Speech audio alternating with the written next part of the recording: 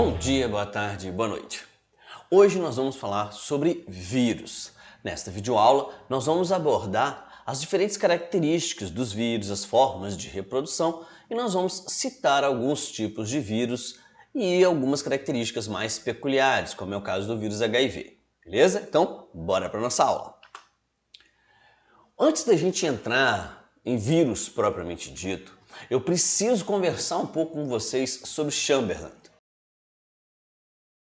Chamberlain, na verdade, era um pesquisador que trabalhava no laboratório de Pasteur e em 1884, enquanto desenvolviam técnicas de esterilização, ele acabou por desenvolver um filtro de porcelana responsável por filtrar meios de cultura bacterianos, em que, ao passar o meio de cultura bacteriana pelo filtro, as bactérias ficavam retidas neste filtro, e o filtro saía completamente esterilizado do outro lado, com as bactérias presas no disco de porcelana e posteriormente plaqueadas e identificadas. Então, antes da gente falar sobre vírus, eu preciso que vocês atentem a este fato importante.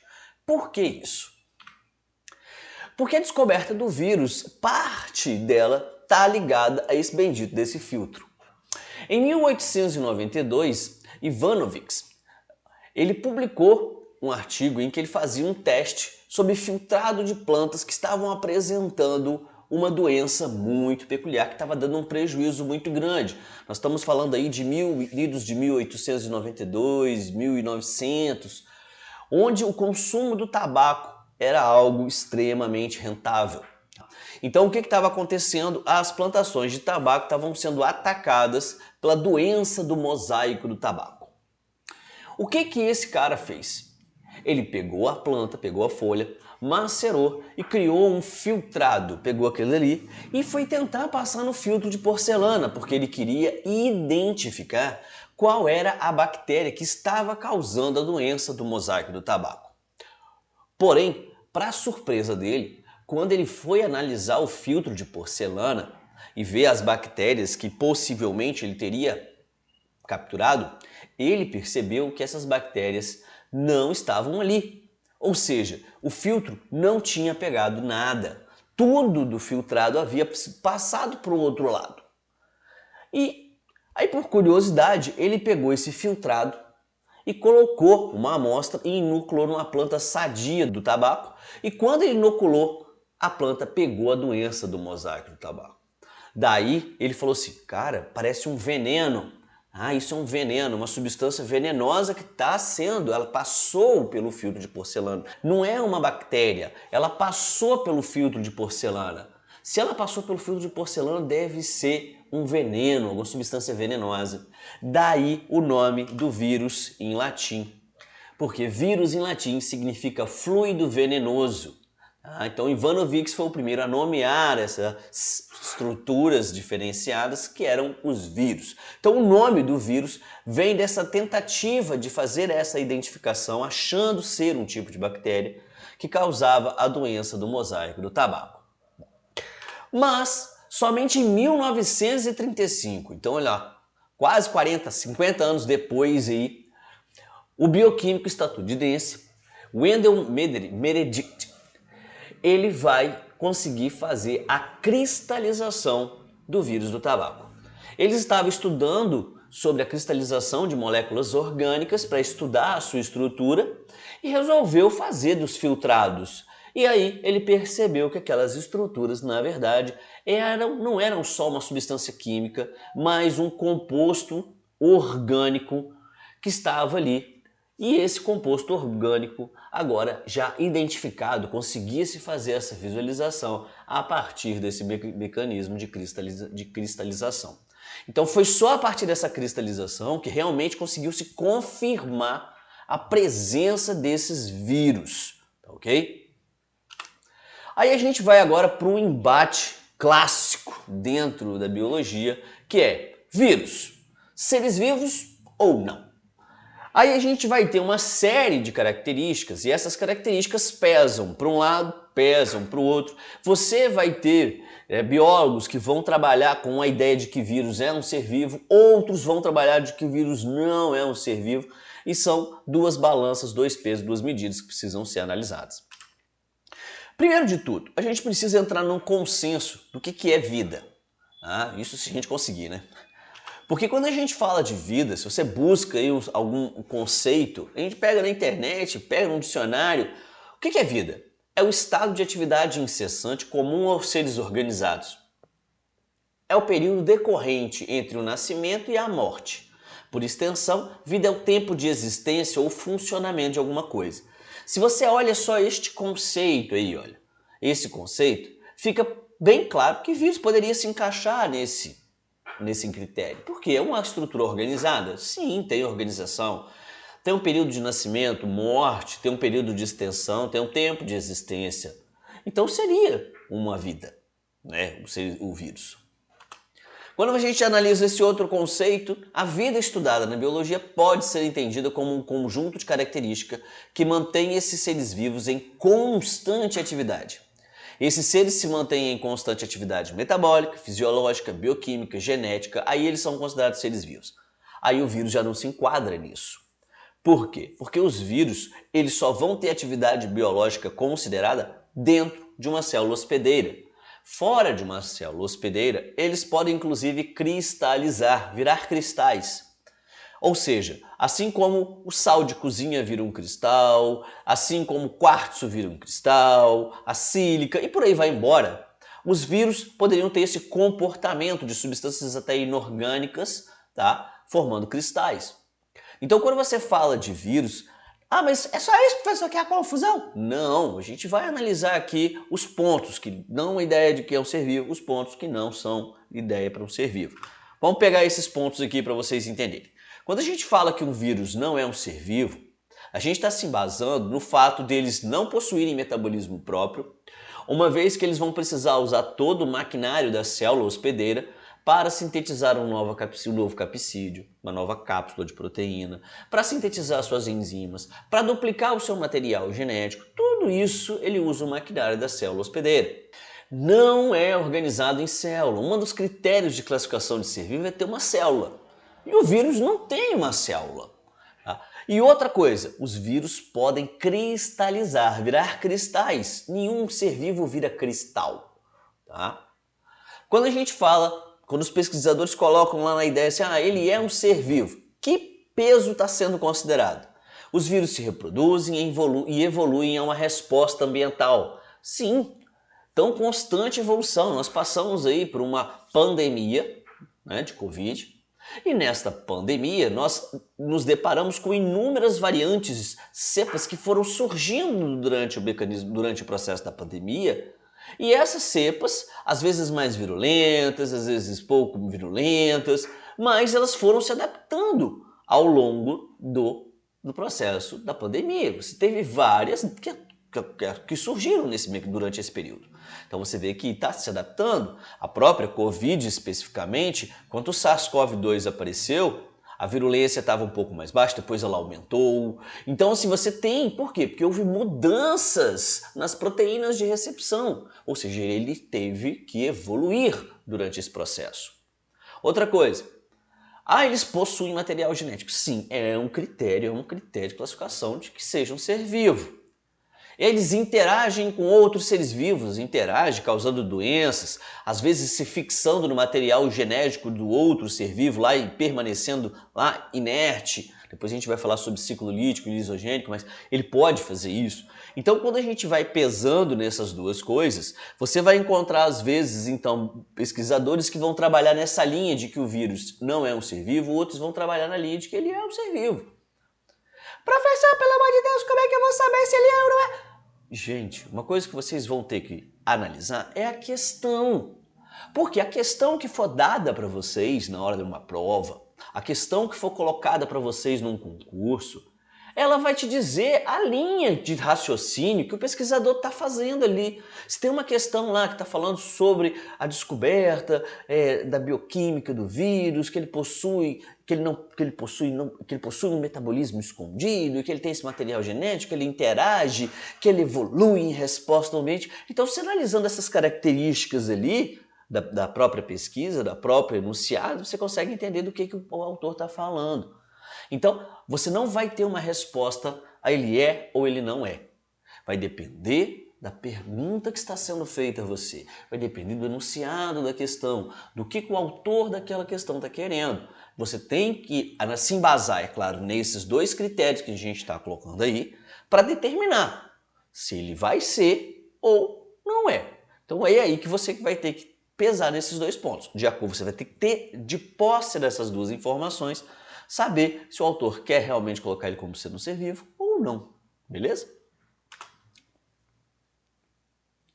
Então, dependendo do ponto de vista, o vírus pode ser uma agregação excepcionalmente complexa de elementos químicos ou um micro-organismo excepcionalmente simples. A gente cai nesses dois pontos. É claro, como eu falei anteriormente, vai depender, é claro, da questão, do enunciado ao qual você estiver lendo, trabalhando ali no momento. Se for uma questão discursiva, maior cuidado ainda, porque aí está bem nas entrelinhas o que você precisa responder na questão.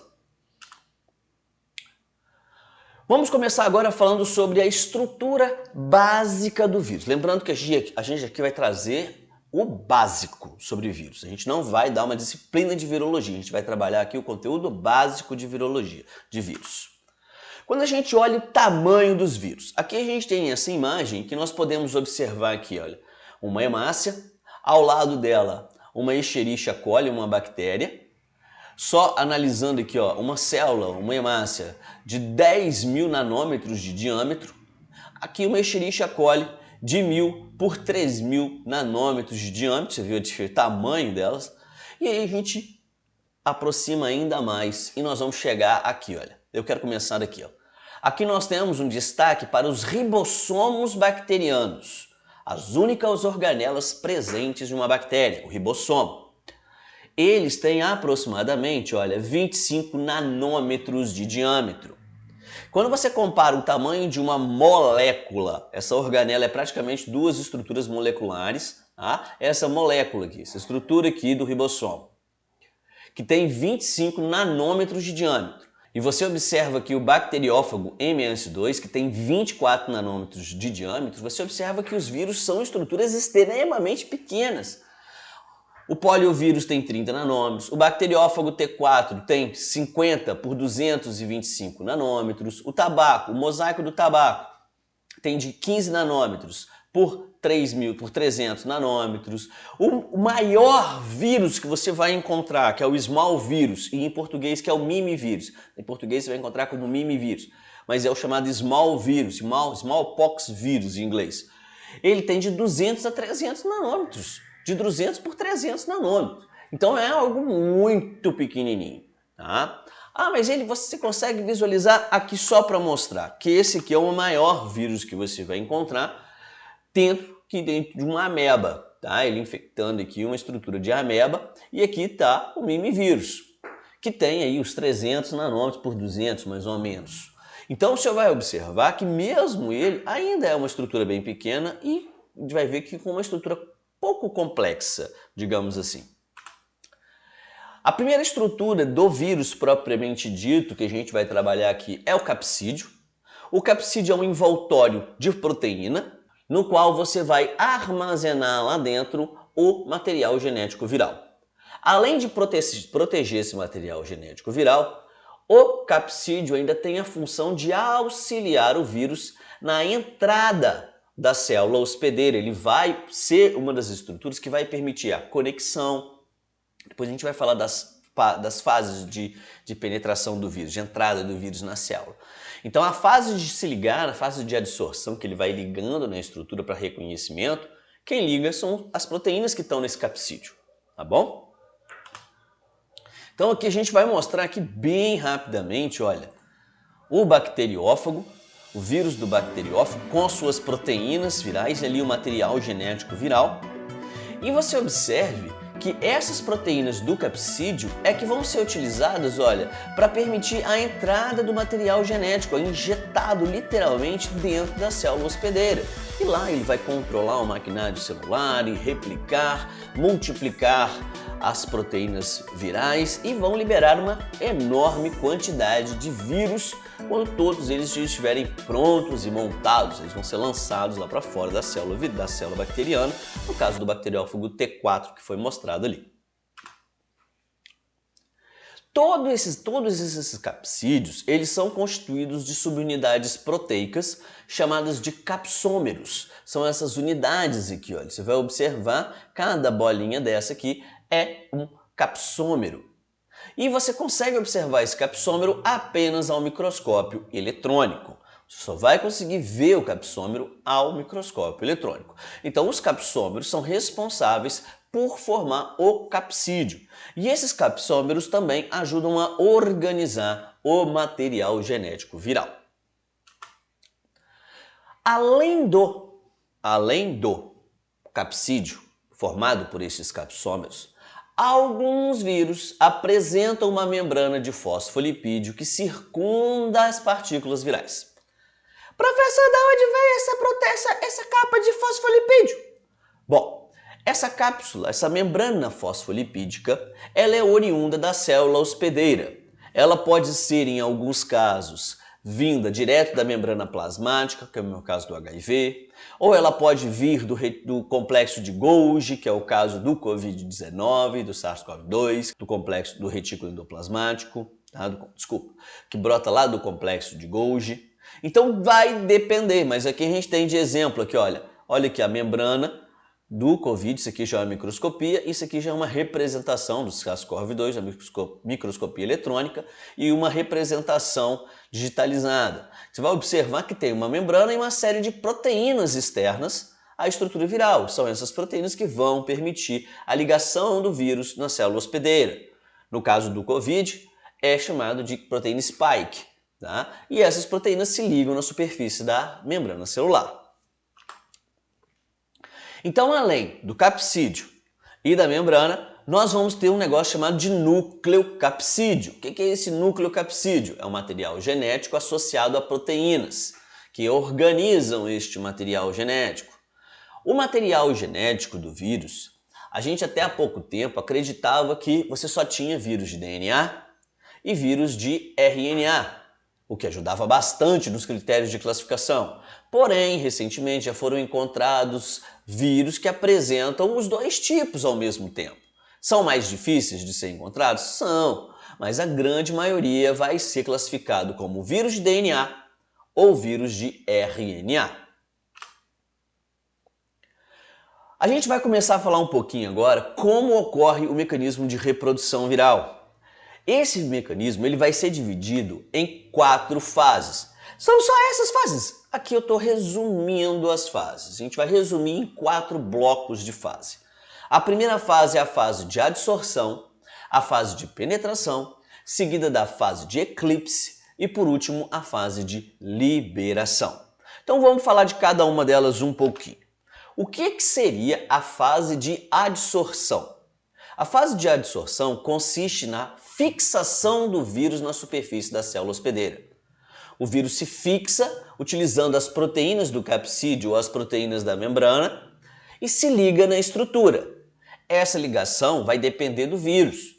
Alguns vírus são específicos, infectam somente células do tecido respiratório, outros só células do tecido nervoso, outros só células hepáticas e vai embora de acordo com o tipo de vírus e o tipo de proteína receptora. No caso do vírus do HIV, ele precisa de um linfócito TCD4. Então, cada um vai se ligar num receptor específico na célula ao qual ele pertence, ao qual ele vai infectar. A próxima fase é a fase de entrada do vírus na célula hospedeira, é a chamada penetração. Nesta fase, o material genético do vírus é jogado para o interior da célula. Como? Varia de acordo com o vírus.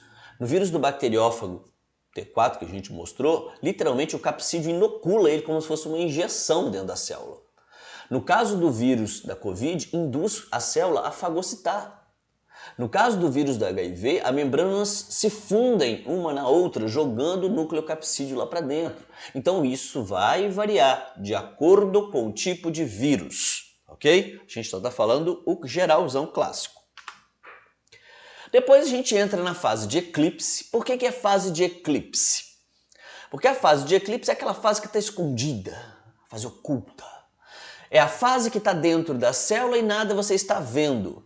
É a fase em que o vírus vai dominar o maquinário celular para a produção de novos capsídeos, para a produção de materiais genéticos virais e para a montagem dos novos virions, que são os vírus. Esses vírus vão então sair da célula na próxima fase, que é a fase de liberação. Novamente, caímos no mesmo contexto. Vai depender de como é o vírus. Alguns vírus saem por lise da célula, outros vírus saem brotando, então vai depender de qual é o tipo de vírus, beleza? Vamos dar uma olhadinha nesse videozinho aqui que mostra a replicação viral. O processo de replicação viral é resumidamente dividido em 4 etapas. A primeira, a adsorção, que é a ligação do vírus na célula hospedeira, seguida da penetração, que é a entrada do vírus na célula hospedeira.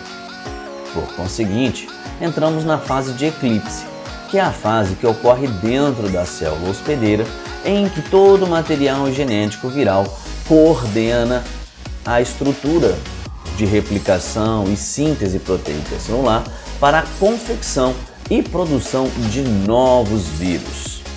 À medida que estes vírus vão ficando prontos, eles vão se acumulando no interior da célula hospedeira e aguardam a fase chamada de liberação, que é a fase em que esses vírus vão sendo liberados. Neste exemplo, a liberação está ocorrendo por brotamento.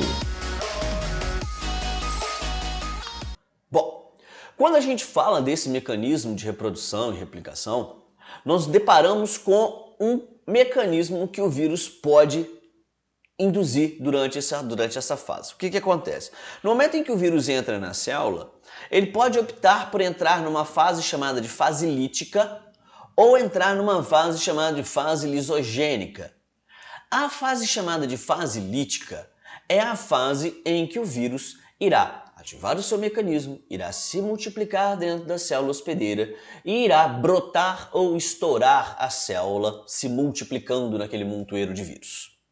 Na fase lisogênica, pelo contrário, o vírus ele fica lá inativo dentro da célula, ligado ao material da célula hospedeira. Essa fase de ciclo lisogênico pode permanecer por um período extremamente longo e não se manifestar. Pode, inclusive, permanecer lá e nunca ser ativado. Acredita-se, inclusive, que durante o processo evolutivo, vírus que entraram nesse ciclo lisogênico, em células animais, de plantas, tenham sido responsáveis pelo ganho evolutivo, levando e trazendo informações entre espécies diferentes e algumas vezes parte dessas informações transpassando as barreiras das espécies, tá? Por conta dessas infecções virais. Vamos entender o ciclo lítico e o ciclo lisogênico. Deixa eu só me colocar um pouquinho o bracinho aqui, que eu não vou atrapalhar ninguém, beleza? Então aqui nós temos o bacteriófago T4, que é o nosso vírus modelo de estudo. Esse vírus bacteriófago, como ele já fala, o próprio nome diz, é um fago que infecta bactérias.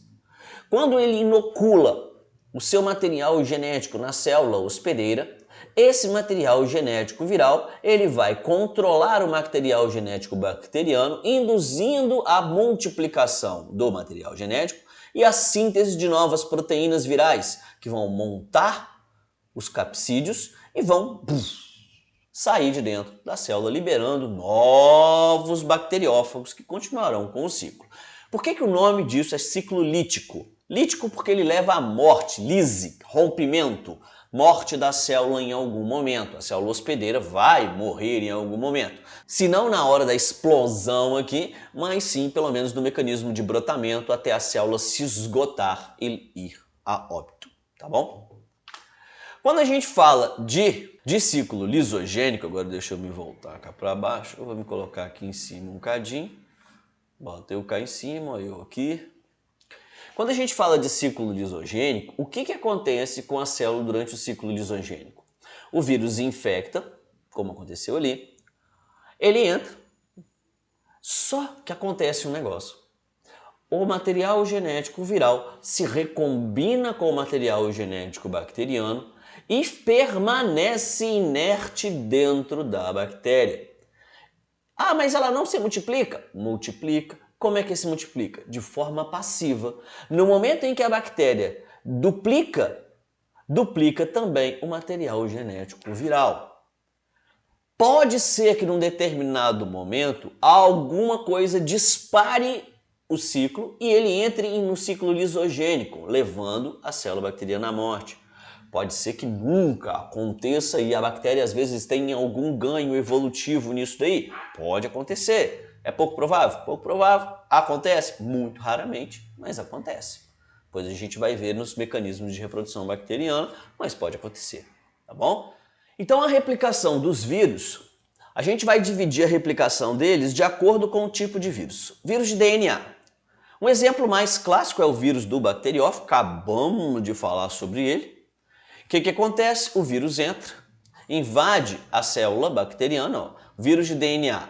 Ele entra na célula, ao entrar na célula o DNA é liberado, esse DNA liberado é transcrito formando RNA mensageiro, esse RNA mensageiro vai ser traduzido e vai montar o envelope, vai montar a estrutura viral. As proteínas do vírus serão vindas do RNA mensageiro. E o DNA será replicado, vários RNAs virais sendo produzidos e eles vão ser montados e os vírus vão sendo liberados na célula. Então, no caso do vírus de DNA, o DNA viral vai produzir uma fita de RNA mensageiro que vai dar origem a proteínas virais e faz replicação. Se você não sabe como a replicação do DNA acontece, vai assistir a nossa aula de replicação do DNA para que você entenda como ocorre esse mecanismo, beleza? Quando se trata de vírus, a replicação dos vírus de RNA, aí o troço muda de figura. Por quê, professor? Porque os vírus de RNA são divididos em dois tipos. Um RNA fita positiva e um RNA fita negativa. O RNA fita positiva, ele é 5' 3', que permite a leitura e síntese proteica. É como se fosse o RNA mensageiro da nossa célula. Enquanto que o RNA fita negativa, ele é 3', 5'. Aí daí, professor? Daí que não há síntese proteica nesta bagaça. Ele armazena informação, mas não consegue produzir proteína. A fita negativa de RNA não produz proteína. Então, como que o vírus de RNA vai se replicar? Vamos pegar aqui primeiro um vírus de RNA positivo muito famoso, agora ganhou o mundo, que é o do SARS-CoV-2, que é o Covid. Como ele vai acontecer? O vírus da Covid induz a adsorção, liga na superfície da célula, induzindo a fagocitose da célula, entra na célula. Ao entrar na célula, forma um endossomo, aqui ó. Esse endossomo se rompe, liberando o RNA fita positiva. O RNA fita positiva pega os ribossomos da célula e começa então a sintetizar proteínas. E essas proteínas são encaminhadas para dentro do Golgi. Então as proteínas vão sendo produzidas e encaminhadas para dentro do complexo de Golgi. O que vai acontecer? O fita positiva sintetiza uma fita negativa e depois cópias dela vão dando origem a várias fitas positivas. Uma fita positiva a complementar dela é uma negativa. Uma fita negativa, a complementar dela é uma fita positiva. Então, usando de molde uma fita negativa, você pode criar várias fitas virais positivas e encaminha elas para um complexo de Golgi. O vírus é montado no complexo de Golgi, uma vesícula leva essas estruturas até a membrana e lá o vírus brota com uma bordinha bonitinha e o vírus do Covid é liberado. Então observe que o vírus fita positiva, ele usa a fita positiva para produzir as proteínas, mas ele tem que produzir uma negativa para que essa negativa dê origem a várias fitas positivas. Beleza? Ok até aqui? Beleza? De boa? Ótimo. Segue o fluxo. E agora, vírus de RNA fita negativa. Como eu disse, a negativa não produz proteína de forma direta. Então, como que ela vai fazer? ela tem que servir de molde. Então vamos lá! Aqui a gente já vai estar dentro da fase de eclipse de forma direta, tá? Aqui eu tenho o RNA fita negativa. O que vai acontecer? É sintetizado RNAs fita positiva a partir desse. Esses RNAs fitas positivas serão usados para produzir o quê? Proteínas virais. Olha aqui a proteína viral que vai montar o capsídeo. Além de ser utilizado para a síntese de proteínas virais, o fita positiva serve de molde para a produção de fitas negativas, criando várias fitas negativas. Lembra sempre, gente, o molde fita positiva gera um complemento de fita negativa. Então, o fita positiva vai gerar um negativo. Então, ele vai gerar várias fitas negativas que vão para dentro da estrutura e vão montar agora o nosso vírus, nosso virion. Professor, o que é virion? Virion é a partícula viral infecciosa, tá? Então, ele vai montar aqui o nosso vírus, o nosso virion, juntando as proteínas mais o material genético, pum, montou os dois ali. Beleza? Então, o vírus fita negativa precisa sintetizar positiva para a produção de proteínas e para fazer moldes de fita negativa. O vírus mais trabalhoso aqui dentro do nosso estudo é o da replicação do HIV, que é chamado de retrovírus. Ele é um vírus de fita de RNA positiva e ele vai produzir uma fita de DNA a partir desse material genético.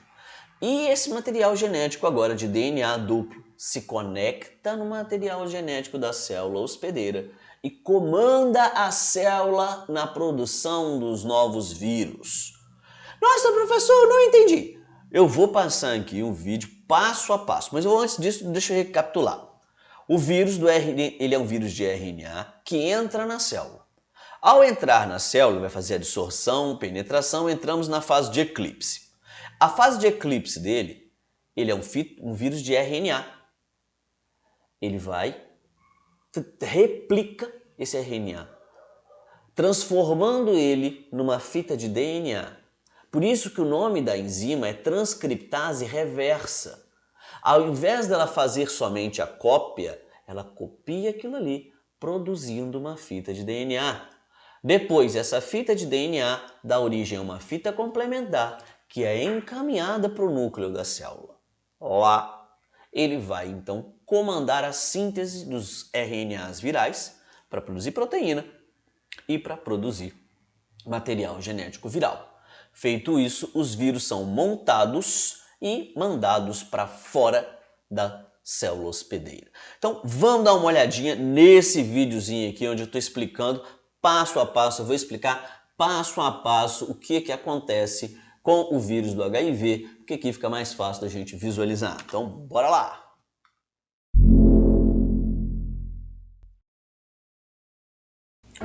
O vírus HIV é um vírus envelopado, apresentando uma membrana externa.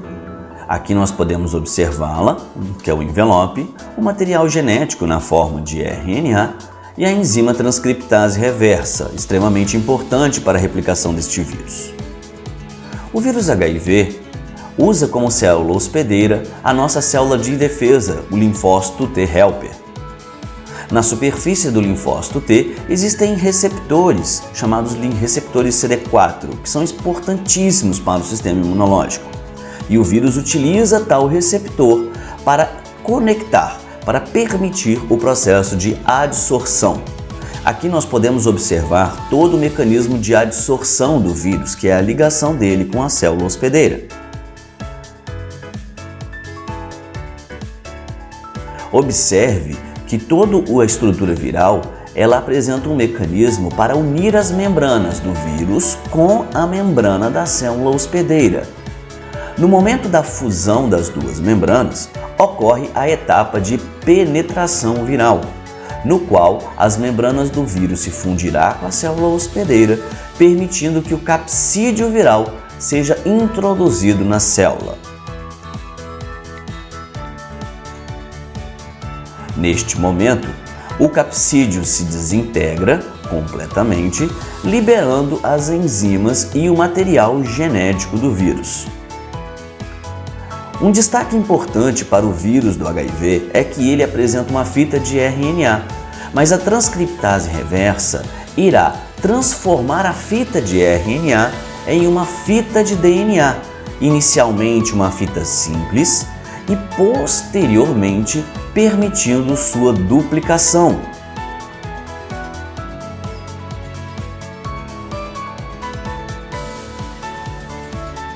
Após a duplicação da fita do DNA, a mesma é levada até o núcleo com a ajuda de uma enzima chamada integrase, que irá ligar o material genético do vírus ao da célula hospedeira.